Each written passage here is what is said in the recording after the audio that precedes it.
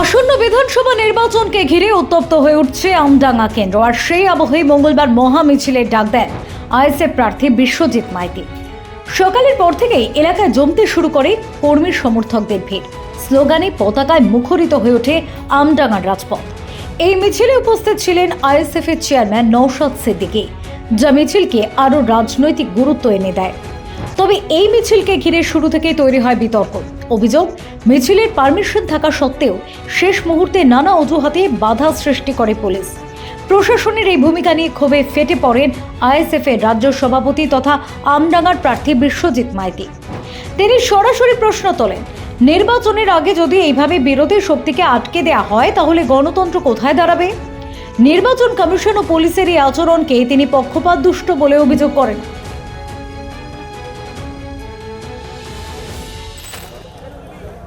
দেখুন, আমরা প্রথম থেকেই বলে আসছি যে তৃণমূল কংগ্রেস, নির্বাচন কমিশন, বিজেপি এরা মিলেমিশে একাকার হয়ে গেছে। কারণ সাধারণ মানুষ তারা নুন ভাত খাবে, আর যারা পার্টির নেতারা তারা দুধে ভাতে থাকবে। এই জিনিসটা আমরা বামপন্থী আন্দোলন করছি, যারা আমরা সমাজ গঠনের আন্দোলন করছি, যারা ইন্ডিয়ান সেকুলার ফ্রন্ট করছি, আমরা এই জিনিস মেনে নিতে পারি না। কারণ আজকে আমরা অ্যাডিজুডিকেশনে 64 লক্ষর হিসাব আপনারা জানেন। কারা? যারা গ্রামের প্রান্তিক, গ্রামের অশিক্ষিত, মানে যারা অল্প শিক্ষিত, যারা ভোটার কার্ড, আধার কার্ড ছাড়া কিছু বোঝে না, সেই সমস্ত প্রান্তিক মানুষগুলোকে বিনা কারণে যারা স্বাধীনতার পর থেকে ভোট দিয়ে এসেছে, সরকারের পর সরকার গঠন করেছে। কিন্তু আমরা কি দেখলাম?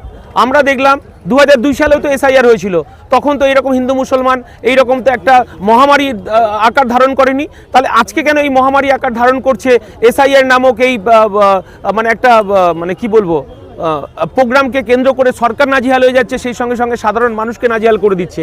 আমরা বলতে চাইছি, মাননীয় মুখ্যমন্ত্রীর ফোনে, মাননীয় মুখ্যমন্ত্রীর তৎপরতায় যদি এই 11 জন বিধায়ক, যিনি বিধায়ক পদে ক্যান্ডিডেট হয়েছে, তাদের যদি নাম ক্লিয়ার হয়ে যায়, তাহলে আমার বাংলার মানুষ, আমরা আমডাঙ্গার মানুষ কি দোষ করলো? আপনারা তো আজকে পারমিশন পাননি, পুলিশ বলল, তারপরে তো মিছিল করলেন। দেখুন, আমাদের হাতে সংবিধান ছিল, এত বড় একটা মিছিল হয়েছে, কোথায় কোনো ভায়োলেন্স দেখেছেন? কোথাও কোনো গন্ডগোল দেখেছেন? আমরা সরকারের বিরুদ্ধে, মানুষের বিরুদ্ধে যে ষড়যন্ত্র করছে, খেটে খাওয়া শ্রমজীবী মানুষের বিরুদ্ধে যে ষড়যন্ত্র, বেকার যুবকদের জন্য যে ষড়যন্ত্র, আমডাঙ্গার মানুষের জন্য যে ষড়যন্ত্র, আমডাঙ্গা বোমাগুলি মুক্ত করার যে পরিকল্পনা তৃণমূল কংগ্রেস, আজকে মানুষ ভয় ভেঙে স্বতঃস্ফূর্তভাবে রাস্তায় নেমেছে। আমরা পুলিশকে সম্মান জানিয়ে, পুলিশ আমাদের সঙ্গে ছিল এবং আমাদের সঙ্গে পুলিশের সঙ্গে সহযোগিতা করেই আমাদের মিছিল আজকে দত্তপুকুরে পৌঁছেছে। পুলিশ যত বাধা দেবে আমাদেরকে, মানুষ তত রাস্তায় নেমে প্রতিবাদ করবে। যে বাম এবং আইএসএফ এর ঐক্যের মধ্যে দিয়ে যে আজকে মিছিলটা হলো, কতটা সফল? মানুষ শুধু মুখিয়ে ছিল আমাদের আইএসএফ এর নেতৃত্ব এবং বামফ্রন্ট নেতৃত্বর মধ্যে কি বোঝাপড়া হলো, কি বোঝাপড়া চললো, আমাদের একটু দীর্ঘ সময় লেগেছে। এই কারণেই আমরা আলোচনার মধ্য দিয়ে ঠিক করেছি কাকে কোথায় প্রার্থী করলে মানুষ সেখানে অ্যাকসেপ্ট করবে এবং লড়াইটা জোরদার হবে। সেই কারণে আমাদের একটু বোঝাপড়াটা একটু দেরি হয়েছে। মিছিল শেষে দত্তপুকুরের জয়পুলে বাম ও আইএসএফ যৌথ মঞ্চে বড় রাজনৈতিক বার্তা দেন নওশাদ সিদ্দিকী। তিনি স্পষ্ট বলেন, এই জোট কোনো সাময়িক সমঝোতা নয়, এটি মানুষের অধিকার রক্ষার লড়াই। আর বামফ্রন্ট সমর্থিত রাজ্যের বিভিন্ন জায়গায় তথা 294টা সিটে আমরা এবারে লড়াই করছি। 294টা সিটে আইএসএফ লড়াই করছে, 294টা সিটে লেফট ফ্রন্ট লড়াই করছে, 294টা সিটেই লিবারেশন লড়াই করছে, তথা 294টা সিটে ধর্মনিরপেক্ষ শক্তিরা এক হয়ে লড়াই করছে। এখানে আমাদের আমডাঙ্গা থেকে খাম চিহ্ন নিয়ে দাঁড়িয়ে লড়াই করছে, অশোকনগর থেকে খাম চিহ্ন নিয়ে লড়াই করছে, হাবড়া থেকে কাস্তিয়াতুরি তারা চিহ্ন নিয়ে লড়াই করছে, বারাসাত থেকে সিংহ চিহ্নতে লড়াই করছে, মধ্যম গ্রামে খাম চিহ্নতে লড়াই করছে। এমন করে পশ্চিম বাংলার 294টা সিটেই কিন্তু নওশাদ সিদ্দিকী লড়াই করছে, মোহাম্মদ সেলিম সাহেব লড়াই করছে, মীনাক্ষী মুখার্জিরা লড়াই করছে, দীপশিতাদিরা লড়াই করছে, সর্বোপরি বিকাশ স্যারেরা লড়াই করছে। লড়াই কিন্তু আমরা করছি, শুধুমাত্র এটা নয় যে সংযুক্ত মোর্চার একটা বিধায়ক বিধানসভায় গিয়েছে, 5 বছর কিন্তু আমাদের লড়াই বন্ধ থাকেনি। আমরা আইএসএফ এর পক্ষ থেকে এবং লেফট ফ্রন্টের পক্ষ থেকে সারা বছর মানুষের জন্য লড়াই করে গিয়েছি। তাই আমার বাড়ির ঋণের তামান্না হতে পারে, তিলোত্তমা হতে পারে, আনিস হতে পারে, বিদ্যুৎ মন্ডল হতে পারে, ওয়াকাফ সম্পত্তি বাঁচানোর জন্য হতে পারে, ফেক এসটিসি সার্টিফিকেট বাতিলের জন্য লড়াই হতে পারে।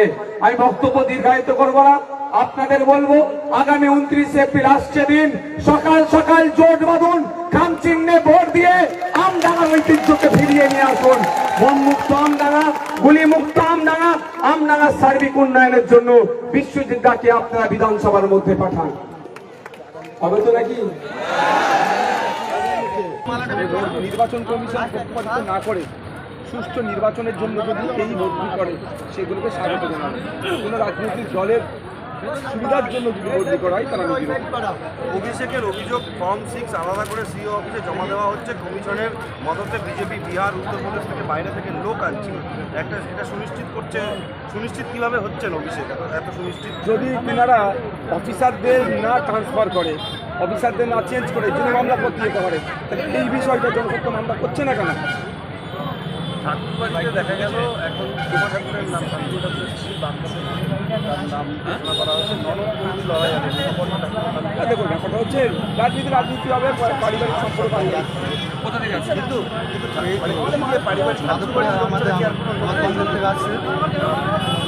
দেখুন ওটা কে কাকে নিয়ে করবে সেটা আপনি দেখা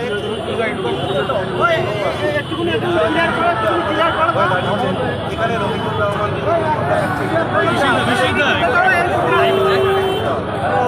হচ্ছে আমরা মানুষের করে পৌঁছাচ্ছি, মানুষ সুযোগ দিলে সুস্থ সমাজ ব্যবস্থা হবে। তার মধ্যে গোষ্ঠী বিবাদ হ্যান তান এগুলো আমাদের কোনো বিষয় না, আমাদের মানুষ একই মঞ্চ থেকে বিশ্বজিৎ মাইতি তীব্র আক্রমণ শানান বিজেপি ও তৃণমূলের বিরুদ্ধে। তার অভিযোগ, এই দুই দলই বাংলার রাজনীতিতে বিভাজনের রাজনীতি চালাচ্ছে। ধর্ম, ভয় আর ভেদাভেদের মাধ্যমে মানুষকে ভাগ করে নিজেদের স্বার্থ হাসিল করছে। তিনি দাবি করেন, আইএসএফ অন্য রাজনীতির কথা বলে, যেখানে থাকবে মানুষের অধিকার, উন্নয়ন আর ঐক্য।